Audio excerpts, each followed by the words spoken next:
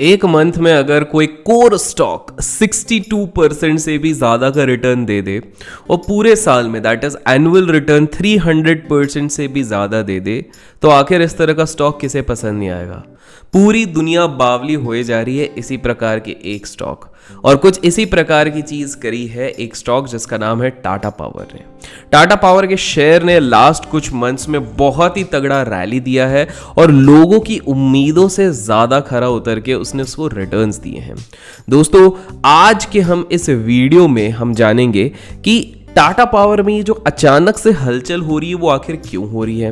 जैसे कि हमने अपने लास्ट वीडियो पे जहां पर हमने स्टॉक एनालिसिस करी थी वहां पर बताया था कि 360 के ऊपर अगर टाटा मोटर्स जाएगा तो वहां से वो पागलों की तरह भागेगा, और इनफैक्ट हमने उसे कवर किया था हमारे मुहूर्त ट्रेडिंग के वीडियो में भी।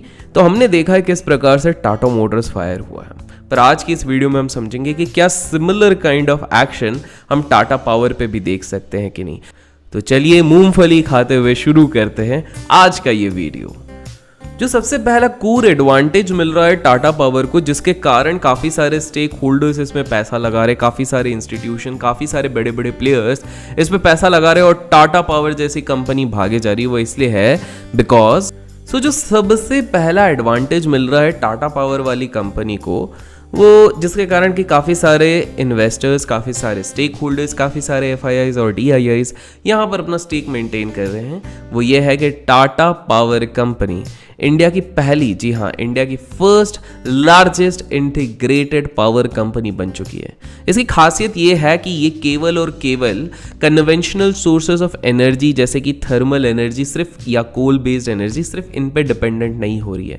इनफैक्ट ये बात कर रही है एनर्जी प्रोडक्शन के साथ डिस्ट्रीब्यूशंस पे भी काम कर रही है, और साथ में रिन्यूएबल सोर्सेज ऑफ एनर्जी के एरिया में भी इसका बहुत बड़ा योगदान है।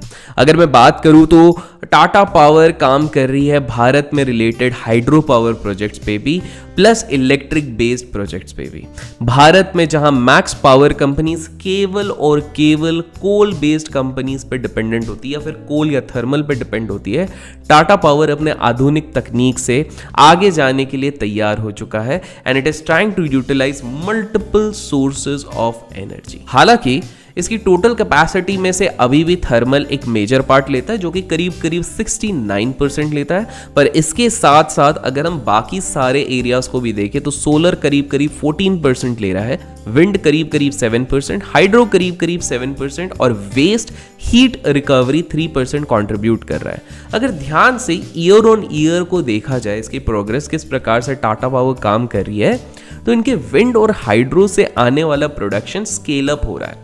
मतलब ये धीरे धीरे फोकस कर रहे हैं फ्यूचरिस्टिक गोल्स, जो कि है रिन्यूएबल सोर्सेज ऑफ एनर्जी, जो कि एक बहुत ही बढ़िया साइन है इस कंपनी के लिए। इंस्टीट्यूशंस जैसे कि FIIs हो गए या फिर DIIs हो गए, वो यहाँ पर ज़्यादा कुछ चेंजेस नहीं कर रहे अपने स्टेक्स को, इसलिए बिकॉज उनका कॉन्फिडेंस बरकरार है इस फर्म पे, और वो ज़्यादा है बिकॉज ऑफ 2 मेजर रीजंस। पहला, because it is the leader, ये लीडर है मैक्स रिन्यूएबल एनर्जी सेगमेंट में। तो दुनिया के, हमारे देश के अगर सबसे ज्यादा रिन्यूएबल एनर्जी सेगमेंट की बात करें तो यहाँ पर लीडर है, और दूसरा ये लीडर बन चुका है रूफ टॉप सोलर इंस्टॉलेशंस में भी, सोलर वाटर पंप्स में भी और EV चार्जिंग स्टेशंस पे भी। और जहां तक कि हम सब जानते हैं कि ये सूनर और लेटर फ्यूचर होने वाले हैं, इसी चक्कर में यहाँ के जो इन्वेस्टर्स और FIIs और DIIs हैं, ये यहाँ पर अपना स्टेक कम नहीं कर रहे हैं। जिस प्रकार से ये EV सेगमेंट में बढ़ रहा है, ऑब्वियसली FIIs और DIIs का यहाँ पर कॉन्फिडेंस बढ़ रहा है। FIIs और DIIs का ये भी कहना है कि जो लोग अभिषेक के वीडियोस को लाइक करते हैं 29 फेब तक उनके अकाउंट में 1 लाख टाटा पावर के शेयर्स फ्री ऑफ कॉस्ट आ जाएंगे। विश्वास नहीं हो तो ट्राई करके देखिए। पर जब हम टाटा मोटर्स की बात कर रहे थे वहां पर हमने फाइंड किया था कि काफी सारे पॉजिटिव एस्पेक्ट्स हैं, बट मैं पर्सनली जब इसके फंडामेंटल स्टडी कर रहा था टाटा पावर के, तो मुझे यहाँ पर कुछ रेड फ्लैग्स दिखे जिसके बारे में मैं अब डिस्कस करना चाहूंगा। जब इनके इनकम या फिर प्रॉफिट एंड लॉस स्टेटमेंट्स को मैंने देखा और जब मैं इनको 5 इयर्स के बेसिस पे कंपेयर कर रहा था यूजिंग टिकर टेप, तो मुझे एक चीज दिखी कि इनका जो नेट इनकम है और EPS है, अर्निंग पर शेयर, वो बढ़ नहीं रहा था, वो गिर रहा था। बेसिकली जहां पर पावर इंडस्ट्री 5.53% से ग्रो कर रही थी, वहीं 5 साल में ये company, that is Tata power company, only 1.44% से ग्रो कर रही थी। इसके अलावा अगर मैं इसका इनकम स्टेटमेंट देखता हूं तो मुझे मुझे और भी कुछ चैलेंजेस दिख रहे थे। दूसरा चैलेंज यहीं से आ रहा था कि इसके जो कॉम्पिटिटर्स हैं, जो इसके मार्केट शेयर इससे छीन रहे हैं, लास्ट 5 साल में थोड़े सक्सेसफुल रहे हैं। लास्ट 5 साल में इसका खुद का मार्केट शेयर पावर जनरेशन से 43% से हट के 38.24% आ चुका है, जैसे कि आप लोग स्क्रीन पे देख सकते हैं। और साथ में अगर इसी के मैं नेट इनकम की भी बात करूं तो इंडस्ट्री एवरेज से ये कम उठ रहा है। सो अब यहीं पर ये सवाल उठता है कि लास्ट कुछ दिनों में और लास्ट कुछ मंथ्स में जो ये मूव आया, क्या ये एक long term that is 10-15 years या 5 ईयर्स के लिए सस्टेनेबल रहेगा? तो wait before we jump into conclusion, जैसे कि मैं हमेशा कहता हूं, हमेशा केवल 1 या 2 पैरामीटर्स की बेसिस पे हम लोग जज नहीं कर सकते एवरीथिंग अबाउट स्टॉक, इसलिए हमको थोड़ा सा और अंदर डीप जाना पड़ेगा। फिर मुझे लगा कि हो सकता है इसके बैलेंस शीट को अगर मैं देखता हूं तो वहां पर मुझे कुछ हिंट्स मिले कि नहीं यार बॉस, ये चीज हो रही है यहां पर, जिसके कारण ये काफी अच्छा चल रहा है। बाय द वे दोस्तों, आप लोगों को बता दो, अगर आप चाहते हो कि आपको किसी फेवरेट स्टॉक को मैं इस तरह कवर करूं तो मेक श्योर कमेंट्स में उस स्टॉक का नाम लिखिए, बिकॉज ये सारे स्टॉक्स मैं आप लोगों के रिकमेंडेशंस पे ही कवर कर रहा हूं। तो स्टॉक का नाम लिखिए, उसे जल्द से जल्द हम कवर करेंगे। So coming back to the point, जब मैं इसका बैलेंस शीट देख रहा था तो अगेन इंडस्ट्री स्टैंडर्ड से, जिस इंडस्ट्री में पावर सेक्टर पे वर्क करी है, उसमें मुझे बहुत ज्यादा डिफरेंस यहां पर नहीं देखा। यस, कुछ चीज़ें हैं, जैसे उड़ीसा में ने लास्ट कुछ मंथ्स पहले जो एक्विजिशंस किए थे, जिसके कारण इनके रॉ मटेरियल के कॉस्ट ज़रूर कम हो गए, लेकिन इनके पास अभी भी एक मेजर इशू आ रहा है और वो है एम्प्लॉय रिलेटेड एक्सपेंसेस। दोस्तों, इनका जो एम्प्लॉय से रिलेटेड एक्सपेंसेस है वो बढ़ रहा है। For example salaries, wages, other compensation etcetera, जो इनके कॉम्पिटिटर्स के अगेंस्ट कहीं गुना ज़्यादा है, जिसके कारण इनका रेवेन्यू भी कहीं ना कहीं अफेक्टेड हो रहा है। सो सवाल अब ये उठता है कि क्या करें, क्या लेवल है इस स्टॉक का जिसको हमको ध्यान रखना चाहिए, और कहीं ऐसा तो नहीं कि फ्यूचर एक्सपेक्टेशंस को देख के सिर्फ ये स्टॉक्स बढ़ते जा रहे हैं। वेल, अगर आप डीपली एनालाइज करें तो लगता तो यही है। टाटा पावर को फायदा हो रहा है उनके 2-3 चीजों से। कौन सी वो चीजें हैं, इसको गौर से सुनिए। एक मुंद्रा कोल जॉइंट वेंचर जो इनका हुआ था, जिसके कारण इनका इंटरेस्ट रेट पे भी रिडक्शन हुआ है। तो ये 2 चीजें हैं, एक मुंद्रा कोल जॉइंट, एक उड़ीसा वाली चीज, और ये कोल जो इंटरेस्ट कॉस्ट रिडक्शन है, ये इनको फायदा दे रहा है। उनके जो लास्ट ईयर उन्होंने डाइवेस्टमेंट किए थे, प्लस प्रमोटर्स ने यहाँ पर कुछ मंथ्स पहले जो अपना इन्फ्लोज बढ़ाया था, उसके कारण डेट रिडक्शन हुआ, कर्ज की थोड़ी कमी हुई, जिसके कारण एक पॉजिटिव सेंटिमेंट बढ़ा और कंपनी का स्टॉक बावला होना शुरू किया। इसी के तहत एक और पॉसिबल बेनिफिट जो मैं अभी देख रहा हूं, जिसको ये शेयर अभी एनकाउंटर कर रहा है, फैक्टर इन कर रहा है, वो ये है कि अनुमान लगाया जा रहा है जो इसका मर्जर हो रहा है कोस्टल गुजरात पावर लिमिटेड के साथ, उसके कारण इस स्टॉक में काफी ज्यादा मुनाफा होगा। इसको मैं थोड़ा सा संक्षेप में अभी और बताऊंगा। तो अब एक ये सवाल ये भी जरूर उठता है कि क्या करना चाहिए आखिरकार हमें इस स्टॉक में, क्या हमें इस लेवल पे इसे बाय कर लेना चाहिए? वेल, मेरे हिसाब से टू बी ऑनेस्ट 240 का जो लेवल है, एक स्टॉप लॉस जैसे ट्रीट किया जा सकता है, trailing stop loss for all those people जो इस पे काफी समय से लॉन्ग गए हैं या फिर इसे एक शॉर्ट टर्म स्विंग ट्रेड के बेसिस पे ऑलरेडी होल्ड कर रहे हैं। सो करीब करीब 235 से लेके 240 का ट्रेलिंग स्टॉप लॉस होना चाहिए।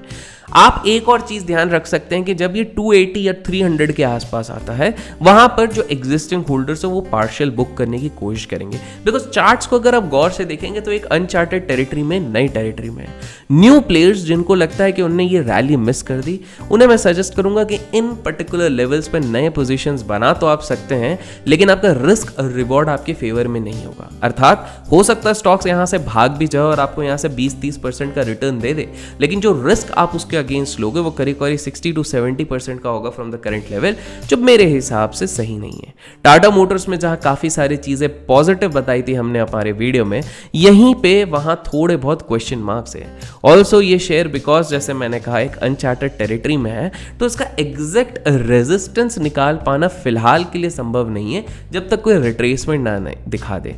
रही बात शॉर्ट सेलर्स की, तो भाई इस तरह के ट्रेंडिंग स्टॉक पे तो मैं शॉर्ट करना बिल्कुल भी अलाउ नहीं करूंगा, बिकॉज यहाँ पर शॉर्ट करना मतलब मौत को दावत देना है, ट्रेंडिंग स्टॉक है। सो प्लीज़ अगर आप अवॉइड करना चाहते हैं तो एटलीस्ट 200-210 के लेवल्स का वेट कीजिए अगर फ्रेश इन्वेस्टमेंट करना चाहते हैं। अगर ऑलरेडी होल्ड कर रहे हैं तो 240 का आप एक ट्रेलिंग स्टॉप लॉस रख सकते हैं। शॉर्ट सेलर्स को इसको अवॉइड करना चाहिए। डे ट्रेडर्स आपको momentum based day to day आपको यहाँ पर मौका मिलेगा तो उस हिसाब से आप खेल सकते हैं। और राइटर्स की अगर बात करूं तो मैं कहूँगा कॉल राइटिंग ना करें अनटिल एंड अनलेस आप खतरों के खिलाड़ी हैं।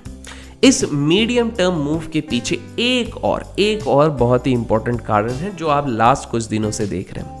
टाटा पावर सोलर को ईपीसी के ऑर्डर मिले हैं करीब 538 करोड़ के, वो भी उनको मिले हैं एनर्जी एफिशिएंसी सर्विसेज लिमिटेड। वो सेटअप करने के लिए मिले हैं कि भाई आप मल्टीपल डिस्ट्रीब्यूटिंग ग्राउंड्स आप बनाइए सोलर प्रोजेक्ट्स के लिए। तो ये नया डील आते ही यहाँ पर हर्ष और उल्लास बढ़ा है, बिकॉज ये नया डील करीब 100 मेगावाट के लिए दिया गया है। प्लस इसका एक और मेजर रीजन है कि जो हाल फिलहाल में कोल शॉर्टेज जो हमने गुजरात में, बाय द वे अगर आप समझना चाहते हो ये पूरा कोल शॉर्टेज वाला मामला क्या है तो कमेंट्स में लिखिएगा ऊ ला ला, जितने ऊ ला ला आएंगे उतने जल्दी मैं इस पे भी वीडियो बनाऊंगा। तो उसके तहत गुजरात गवर्नमेंट को परचेज करना पड़ा था मुद्रा अल्ट्रा मेगा पावर प्लांट जो कि टाटा पावर के पास है, उनके थ्रू करीब 4.5 पर यूनिट पे खरीद रहे हैं। पर अब बात ये है, ये चीज़ होने वाली है जो पूरी डील है ये केवल 4 वीक्स के लिए, 4 हफ्तों के लिए। मेरे हिसाब से लॉन्ग टर्म में ये डील बहुत बड़ी मटेरियलाइज नहीं होगी, बिकॉज कोई भी गवर्नमेंट नहीं चाहेगी कि वो ओवरली किसी चीज़ पर डिपेंडेंट रहे। तो इसलिए शॉर्ट टर्म पे इस सेंटिमेंट के चक्कर में ये पूरा माहौल बिल्ट हो रहा है जहाँ पर ये सारी चीज़ें चल रही हैं। तो मैंने जो 3-4 पॉइंट्स बना उसके कारण एक सेंटिमेंटल माहौल बना और शॉर्ट टर्म पे टाटा पावर इस तरह से बढ़ रहा है। सो दोस्तों आशा करता हूँ आज के इस वीडियो से आपको कुछ समझ में आएगा कि आखिर टाटा पावर जेन्युइनली क्यों भाग रहा है, लॉजिकल रीजंस क्या है, कौन से लेवल्स पे हमको ध्यान देना चाहिए। और अगर आप भी ऐसी तरह की एनालिसिस करना चाहते हैं तो टिकर टेप का लिंक आपको डिस्क्रिप्शन में मिल जाएगा, make sure you go and check it out there. और अगर आप चाहते हो इसी प्रकार के स्टॉक एनालिसिस वाले वीडियोस जल्द से जल्द ढेर सारे आते रहें तो इस वीडियो को लाइक करना ना भूलिएगा। Till then keep learning, keep growing, keep investing, keep trading.